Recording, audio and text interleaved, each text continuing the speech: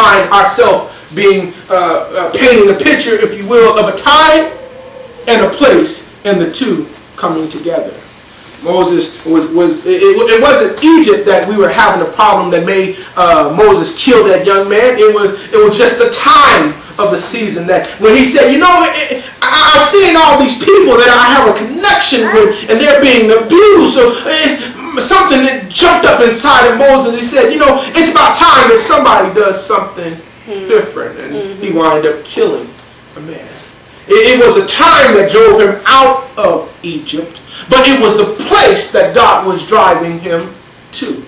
He was driving him from Egypt to the wilderness, because it was on the backside of the wilderness that he catch up with God in a burning bush. It was a place. God didn't say, it's time for you to set my people free, Moses, when he first encountered him. He said, the place that you are standing is holy ground. It's a geographical place.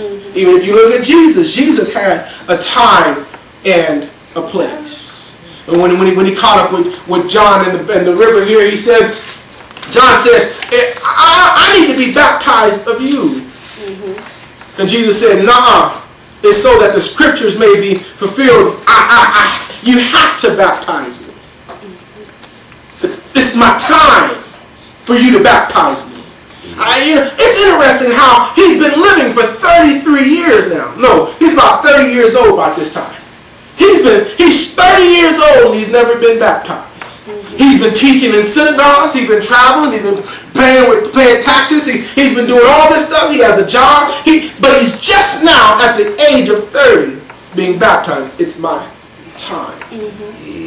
But the wilderness was his place to be tempted. He could have been tempted along any street that he had walked on. He could have been tempted in Bethlehem. He could have been tempted in Galilee. He could have been, but this was the time that married up with the place.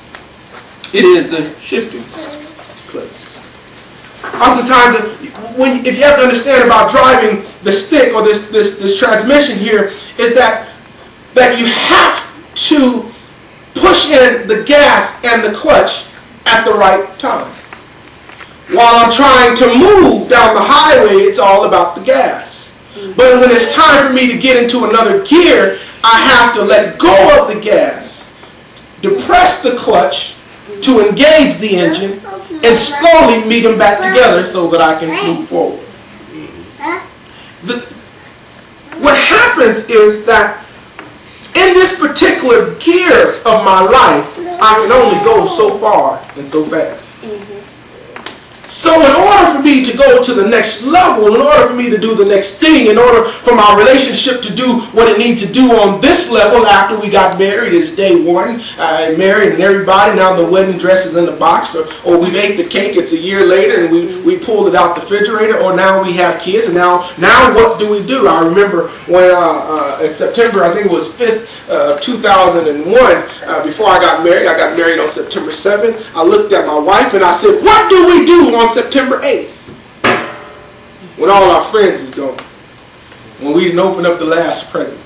When we deposited the last. Now what do we do? All these thoughts started coming to my mind about the shifting place. The shifting place. I realized that if I don't shift at the right time in my life, if I shift too early, the car might stall. The car might stall on me. Something might fall out. I might fail. I might not have enough energy, enough momentum, enough strength to carry the weight that I've been sent to take. If I shift too late, though, my engine might blow up on me, because now the engine is doing more than it was designed to do. Oftentimes we get stuck in the ruts of our life simply because of the fact we are using the tools of yesterday trying to do the work of today. We need to learn how to shift. So this transmission and how do we get to the point of our shifting place and the purposes of these shifting places, I realized there's a couple of things that God wanted me to share. And the first thing that he wanted me to share is that in order to maximize your shifting place, or live or dwell within the realm of your shifting place, you have to have forward momentum. You have to have forward momentum.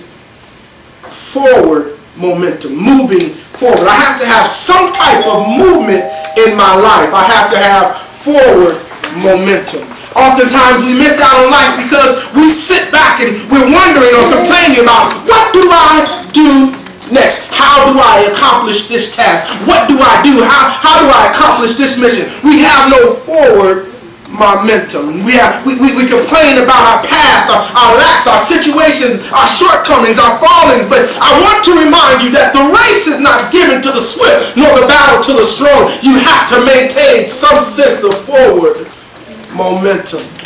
Oftentimes we sit back and we complain about the weights that we've carried, or what mama didn't teach me, or what daddy wasn't there to do for me. So I can't learn to act right, or I can't be right because I wasn't taught how to act. And because I want to sit and have a pity party, I had a sister one called the woe is me's. The woe is me. The woe is me that I don't have the relationship that either she got or he got. Woe is me that I don't make as much money as they make. Woe is me that I got this thing wrong. I got that thing wrong. I got the woe is me's. The woe is me. That's all you ever hear from the person's mouth is woe is me. Woe is me. Woe is me. Well, when you get out of the woe is me, you might be able to live a little bit. For the Bible says that Christ came to give you life and give it life more abundantly. You can't have life more abundantly with the woe is me.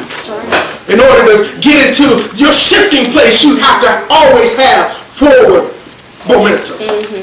Forward momentum. We have to understand that, I can't do anything sitting back wondering shoulda, woulda, coulda. The person that was in my life yesterday shouldn't be in my life today, and I'm okay with that. So I have to learn to let some things go. I was stuck trying to hold on, but I heard somebody say, I can't hold on and go on in the same breath. In order to get into your shifting place, you must have forward momentum. I think it was Paul that said, so let us run the race that was set before us. James said, let it count it all joy when you fall into diverse temptation. I'm not saying that being saved you won't endure or encounter any problems, but what I am saying is that whatever you do, don't quit. Don't quit when life seems rough, like it sometimes will. When the road you're trudging seems all uphill, rest if you must, but don't you quit. I think that's something how the poem goes. It just tells us, it says, no matter how much is going in your life, you never know how close you are to the victor's crown if you wouldn't have gave up along the way. You must have forward momentum. In order to shift the car, I must be moving right along. I know that it's going to be rough, and sometimes I might need to go up a hill, but if I just keep on moving with God, and if I keep on just trusting in Him, and if I just keep on with my hand in His unchanging hand, I just got to have forward momentum. Forward momentum. Forward momentum on the job. Forward momentum in the marriage. Forward momentum on the relationship. Forward momentum in the finances. I just got to have some forward momentum. Counselor one time told me, he said, Jason, if you really want your marriage to work, you got to take the word divorce out of your vocabulary. If you really want your marriage to work, if you want to stay with the company, you got to take the negative aspects of I'm not here or fired or laid off out of your vocabulary. Because the more you talk about, well, we can just get divorced. Well, let's get divorced then. And before you know it, I stopped working the way I used to work. I stopped opening doors. I stopped cooking meals. I stopped making the bed because you already said we can get divorced. You've already pronounced that on our life. So why should I have any more forward momentum if you are already talking about the death of the thing? Well, Point number two is, in order to get into your shifting place, you got to be about action. Action. Not forward momentum, but action. See, forward momentum is just moving, but action is driven by purpose. Action requires you to have some type of direction about the thing. Action requires reason. Action is the fuel that takes us to the next level.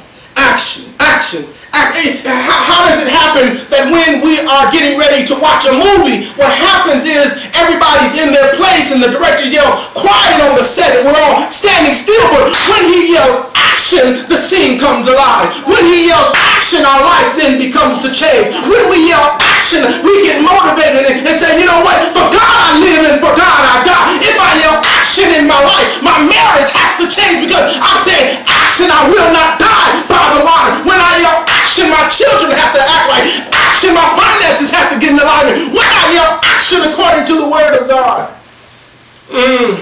He said that Abraham was counted as the father of faith because he yelled action. What do you mean, preacher? When God said, take your son to the mountain, he said action, and he took his son to the mountain. Can you see Abram walking up the hill with all his friends, with all his servants, and he has fire in one hand and Isaac in the other hand. And Isaac looking around, you know, Dad, I've seen this before. We're going to go sacrifice something. I see you got a fire. I see you got a knife. But where is the sacrifice? And Abram on his way up, he said, you know what? The Lord will provide.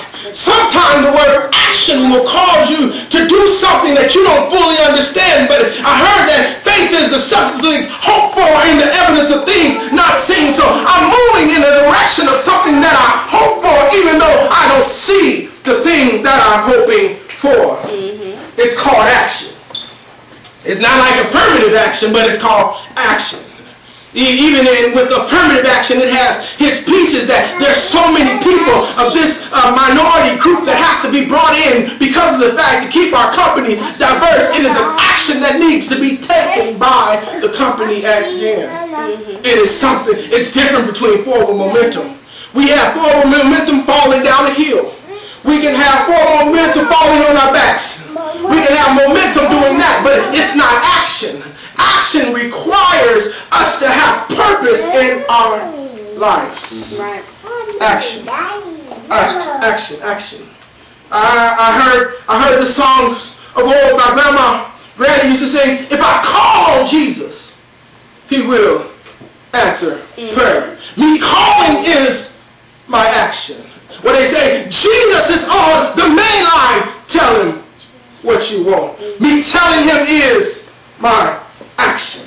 I have to be able to have action, not just forward momentum, but I have to have action. The last thing that we have to understand about our shifting place is timing. I like bananas. I love these bananas. I do not like green bananas, and I do not like brown bananas. If I get bananas too early, they are green. They are hard to peel, and they are kind of bitter. If I get them too late, they are mushy. And they're brown on the inside. And they're not as sweet. They have just kind of a slimy texture to it. It's not that crisp banana feel. You know, it's timing with the banana thing. You know, I'm very cautious about the type of bananas that I eat. So what I find out is that if I want to have a good experience with bananas, I have to maintain the timing.